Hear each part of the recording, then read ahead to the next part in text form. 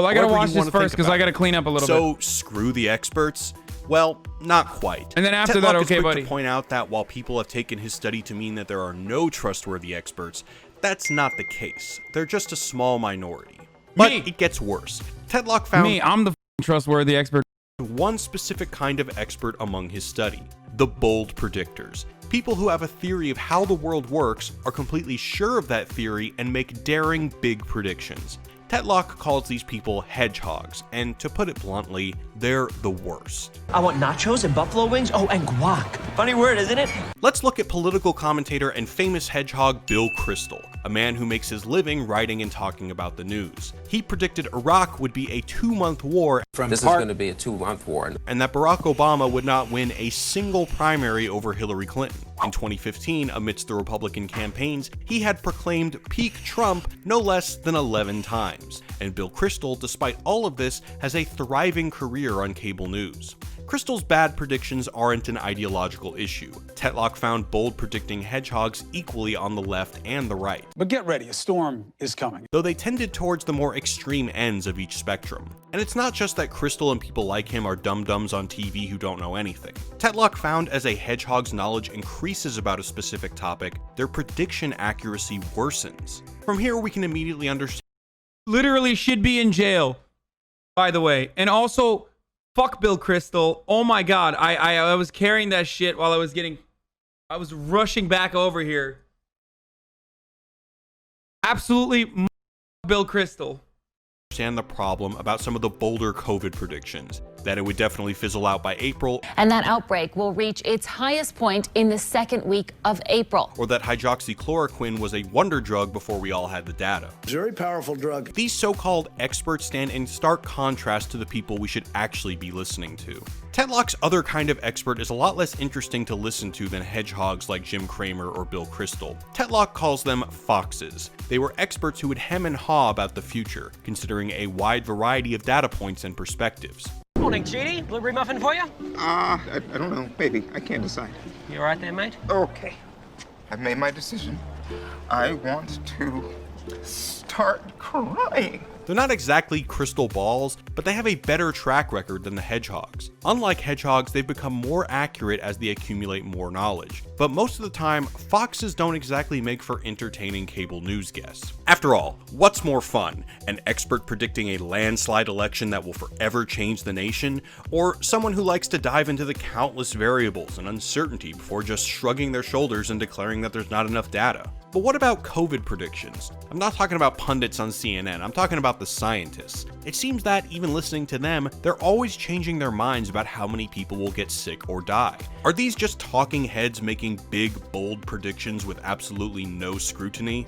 Not quite. Obviously, holding people accountable for they were wrong about is fine and good, but to understand why COVID— No, that would be cancel culture, sir. Sir, that would be cancel culture. Like, for example, every single fucking Republican right now tweeting about how incredible it is that Donald Trump is now putting out an executive order that forces companies to make sure that they take care of people with with like any sort of medical condition. I mean, Jesus Christ, dude. That's crazy, dude. Pre-existing condition coverage? I mean, this is completely new. This is new stuff. If you criticized Obamacare, okay, and now you're turning around and celebrating the same exact clause that already is in law, you don't deserve a platform, okay? You do not deserve a platform. You need to go to jail for like at least a day. I would just put you in jail for at least a day to, like, you know, kind of like when a teacher sends you to the corner. Also, wasn't Trump the one who got rid of that clause when he first got in office?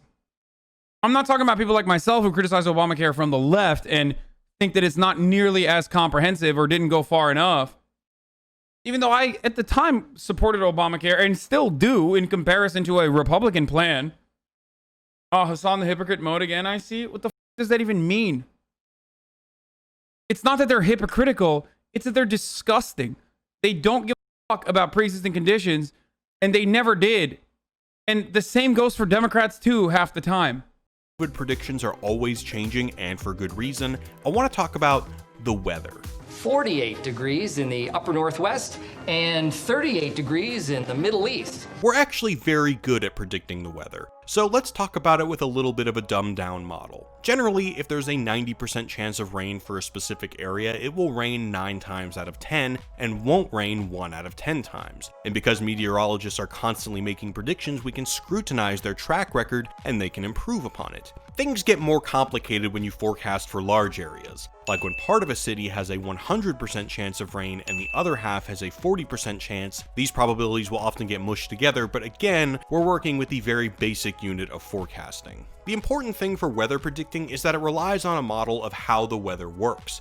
A model is, like your kindergarten arts and crafts project, a smaller, more manageable representation of a much bigger and complicated reality. In the case of a meteorologist, their model might include wind patterns and pressure fronts and how these interact to figure out how likely it is that a storm system will ruin my dog pageant. Importantly, weather models and all models rely on assumptions. Models make assumptions about which variables matter and prioritize them over others to figure out a very specific outcome. Weather predictions assume, for instance, that YouTube's trending videos won't influence a storm front, and for good reason. COVID models do the same. For example, they might be less interested in the variable how many Wisecrack subscribers a state has, and more interested in the percentage of people who are social distancing. Predicting rain is a yes or no outcome that can be given a specific probability. However, when it comes to COVID, where the total number of cases can be anywhere from 0 to approximately 8 billion, it's a little less helpful and a lot harder to say there is a 1/1000% chance that exactly 37 people will get infected. Instead, epidemiologists use confidence intervals, which is a fancy way of saying I'm 95% confident the amount of new cases will be between this number and that number. But like the weather, there's also the understanding that the real number could fall outside that range 5% of the time. And importantly, that number range rests on a lot of assumptions. Assumptions about how infectious the disease is, the percentage of infections mask usage could decrease, how many states will enter lockdown, how well will they enforce it, will people in Florida start having COVID parties to spread the disease? Unsurprisingly, getting every assumption right is a pretty Herculean task, especially when talking about finicky humans. As statistician George E. Box writes, all models are wrong. The practical question is how wrong do they have to be to not be useful? And unlike our weather system, disease outbreaks involve people who can be influenced by your prediction and completely upend your assumptions. If your model says this will all be over next week with the assumption that everyone will stay indoors, my friends and I might declare an early victory and resume our normal practice of licking the fresh produce at Whole Foods. Don't do this. You know, something that undermines the model's assumptions. Hypotheticals aside, one example of assumptions gone wrong can be seen in the much reported prediction in April that coronavirus deaths would virtually stop in the summer. This model, put out by the Institute for Health Metrics and Evaluation, made one assumption that was lambasted by other public health experts, that the United States curve of cases would resemble that of countries like China and Italy. In some ways, this is exactly what modeling is about, condensing the complicated information into a graspable proxy. But it also rests on the assumption that the state and federal governments would act in a comparable way to other governments, that people would wear masks in a similar fashion, etc. And as you may have guessed, America doesn't act like other countries. Oh, no, I don't we mean don't. to compare the IMHE here. We fucking don't, brother, because we're goddamn number one, baby. We are motherfucking number one, baby. Number one in coronavirus deaths, number one in coronavirus spread, bitch. What the fuck do you think number one is, bitch? Number 37 on public education, but number one, baby. Number fucking one when it comes to all the bad things. Number one in incarceration rate. Worse than China. Or, I mean, sorry, I meant better than China. Number one. Number one in guns. Number one in school shootings. Fuck yeah. Number one in police brutality. Fucking love this country. Number one. To hedgehogs on the news, though. Making wrong assumptions shouldn't cast someone into prediction hell unless they do. Yeah, okay, I gotta point this out as well. The funniest part about this is that, like, the countries doing the worst in comparable nations, like in developed nations, are literally countries whose leadership very openly follow Donald Trump and tailor their strategies. Love the spirit of justice. over what Donald Trump has done. And I'm, of course, referencing Boris Johnson's UK and Jair Bolsonaro's Brazil. It is so... It's got to be something. I don't know what it is. It's got to be... Oh, yeah, India with Modi and Russia with Putin as well. It's just like, what is it? I can't seem to place my finger on it.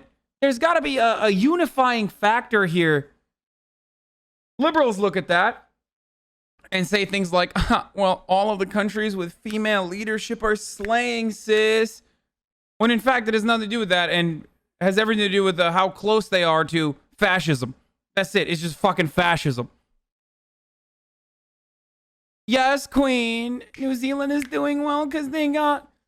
New Zealand's doing well because a woman is leading. Ay, ay, ay. So time after time without ever pausing for reflection.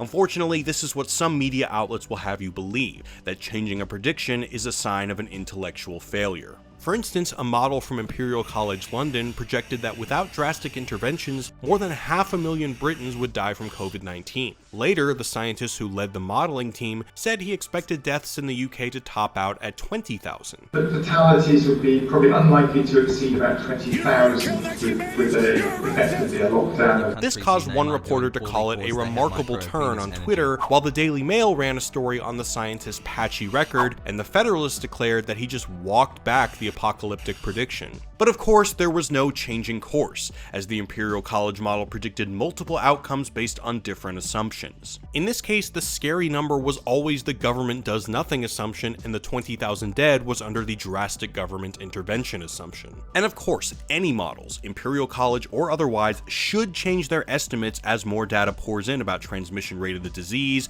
about if reinfection is possible, and so on. And here is the mark of a good predictor, and someone who likely isn't as entertaining on TV, a person who understands their assumptions about how they might possibly go wrong. It's also why you should listen to data scientists about COVID numbers even after they allegedly change their minds. Even the current IMHE prediction tool, which is publicly available, lets you tweak for certain assumptions, like the easing of lockdowns or widespread mask usage. A similar problem exists in media coverage of climate change. Scientists constantly set forth scenarios that often range from best case to worst case based on government policies or economic growth, for example, while trying to iron out all the kinks of how our insanely complicated weather system works. When these predictions are revised, people often criticize them for being wrong instead of lauding the scientists behind them for doing their job. Box wrote that, since all models are wrong, the scientists must be alert to what is importantly wrong.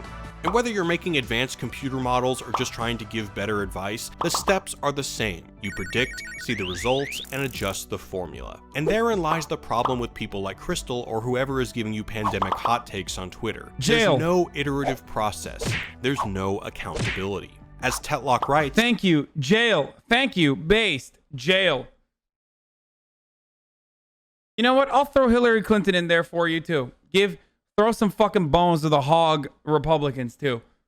Throw all of the never Trump Republicans in jail. All of them. Every professional Republican, never Trump commentator goes to jail.